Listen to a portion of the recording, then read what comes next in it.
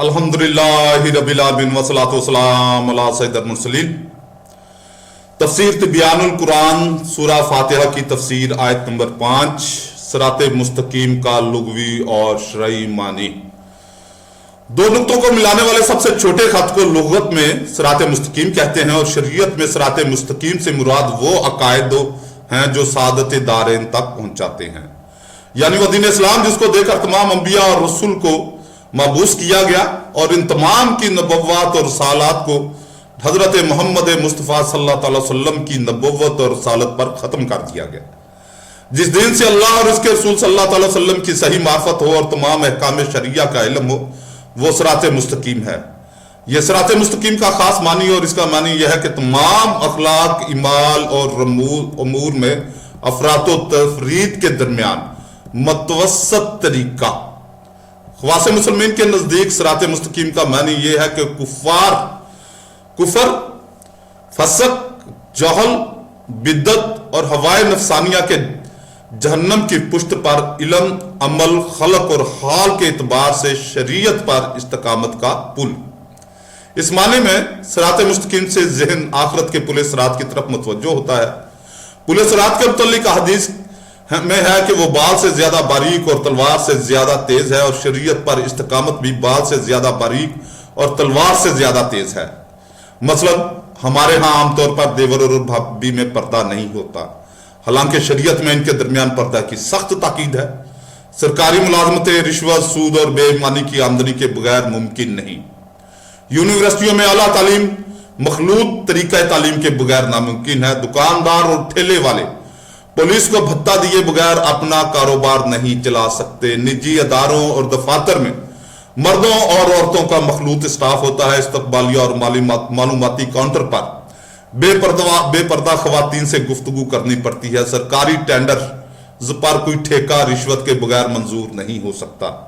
Police اور دیگر سرکاری محکموں میں کوئی شخص رشوت میں ملوث ہوئے بغیر ملازمت نہیں کر سکتا۔ غرض کے پورا معاشرہ شریعت کی خلاف ورزیوں اور اخلاقی پستیوں میں ڈوبا ہوا ہے۔ ایسے معاشرے میں اگر کوئی شخص شریعت پر مستقیم رہنا چاہے تو یہ صراط مستقیم بال سے زیادہ باریک اور تلوار سے زیادہ تیز ہے، اور جو اس صراط مستقیم پر آسانی سے گزر گیا وہ آخرت کی پل صراط سے بھی آسانی سے گزر جائے گا۔ اور عوام مسلمین کے اعتبار سے صراط مستقیم کا یہ معنی ہے کہ اللہ تعالیٰ کے ہر حکم کو ماننا اور اس پر عمل کرنا، اور ہر اس کام سے رکنا جس سے اللہ رب العزت نے منع کیا ہے۔ خاص جب اہدنا الصراط المستقیم کہتے ہیں تو اس کا معنی یہ ہے کہ اے اللہ ہمیں سیر اللہ کے بعد سیر فی اللہ عطا فرما، اور ہم پر اپنے جمال اور جلال کی صفات غیر منتہیہ منکشف کر دے۔ اور جب عوام اہدنا الصراط المستقیم کہتے ہیں تو اس کا معنی ہے کہ اے اللہ ہمیں اپنے تمام احکام پر عمل کی توفیق عطا فرما۔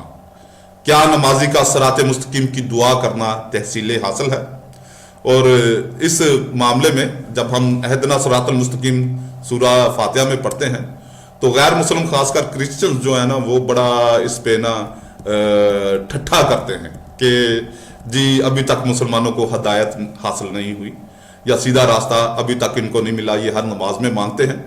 اس جگہ ایک مشہور سوال یہ ہے کہ جب نمازی نماز میں کہتا ہے اہدنا الصراط المستقیم، سو وہ تو خود صراط مستقیم کی ہدایت پر ہے۔ اگر صراط مستقیم پر نہ ہوتا تو نماز کیسے پڑھتا؟ لہٰذا یہ تحصیل حاصل ہے۔ اس کے دو جواب ہیں۔ نمبر 1، اس دعا کا معنی یہ ہے کہ اے اللہ مجھ کو صراط مستقیم کی ہدایت پر قائم اور ثابت رکھ اور اس میں دوام عطا فرما۔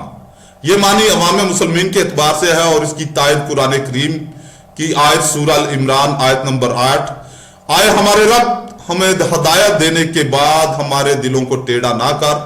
اور اس حدیث میں بھی اس کی تائید ہے۔ امام ترمذی روایت کرتے ہیں کہ حضرت انس رضی اللہ تعالیٰ عنہ بیان کرتے ہیں کہ رسول اللہ صلی اللہ علیہ وسلم بکثرت یہ کہتے تھے کہ اے دلوں کو پلٹنے والے میرے دل کو بھی اپنے دین پر قائم اور ثابت رکھ۔ نمبر 2، اللہ رب العزت کی صفات اور اس کی معرفت کے درجات غیر متناہی ہیں، اور نمازی معرفت کے جس درجہ میں ہے وہ اس سے اگلے مقام کی معرفت کی دعا کرتا ہے۔ خلاصہ یہ ہے کہ میری ہدایت میں ترقی عطا فرما، یہ خواص مسلمین کے اعتبار سے ہے، اور اس کی تائید سورہ مریم آیت نمبر 76 اور ہدایت یافتہ لوگوں کی ہدایت میں اللہ رب العزت زیادتی فرماتا ہے۔ سورہ محمد آیت 17 اور ہدایت یافتہ لوگوں کی ہدایت کو اللہ نے زیادہ کیا اور انہیں ان کا تقوی عطا فرمایا۔ سورہ دوحہ آیت نمبر 4 اور بے شک آپ کی ہر بات کی گھڑی پہلی گھڑی سے بہتر ہے۔ جمع کے صیغہ سے دعا کرنے کی وجہ اور ربط آیات۔ دوسرا سوال یہ ہے کہ یہاں جمع کے صیغہ سے دعا کی تعلیم ہے، ہم کو سیدھے راستے پر چلا، واحد کا صیغہ کیوں نہیں ہے؟ مجھ کو سیدھے راستے پر چلا، اس کا جواب یہ ہے کہ جب نمازی تمام مسلمانوں کے لیے دعا کرے گا تو ان میں کچھ اللہ کے مقرب اور مقبول بندے بھی ہوں گے جن کے حق میں اللہ رب العزت دعا کو قبول فرمائے گا، اور یہ اس کے کرم امین سے بعید ہے کہ وہ بعض کے حق میں دعا قبول کرے اور باقی بعض کے حق میں دعا کو مسترد کر دے۔ ان آیات میں ربط اس طرح ہے کہ جب بندوں نے کہا ہے پروردگار ہم تیری عبادت کرتے ہیں اور تجھ سے ہی مدد چاہتے ہیں، تو گویا اللہ رب العزت نے فرمایا تمہاری مہمات یا عبادت میں تمہاری کیسے مدد کروں؟ پس بندوں نے کہا ہمیں دین اسلام پر چلا، اور چونکہ دین اسلام پر چلنا اللہ رب العزت کی خاص نعمت ہے، اس لیے فرمایا ان لوگوں کا راستہ جن پر تو نے انعام فرمایا، نہ ان لوگوں کا راستہ جن پر غضب ہوا، اور نہ گمراہوں کا۔ سورہ فاتحہ آیت 7۔ جن لوگوں پر اللہ رب العزت نے انعام فرمایا گزشتہ امتوں میں سے انبیاء، صدیقین، شہداء اور صالحین ہیں۔ امام ابن جریر نے اپنی سند کے ساتھ حضرت ابن عباس رضی اللہ تعالیٰ عنہ سے روایت کیا ہے کہ ہمیں ان لوگوں کے راستہ پر چلا جن پر تو نے اپنی اطاعت اور عبادت کا انعام کیا ہے، جو ملائکہ، انبیاء، صدیقین، شہداء اور صالحین ہیں جنہوں نے تیری اطاعت اور عبادت کی۔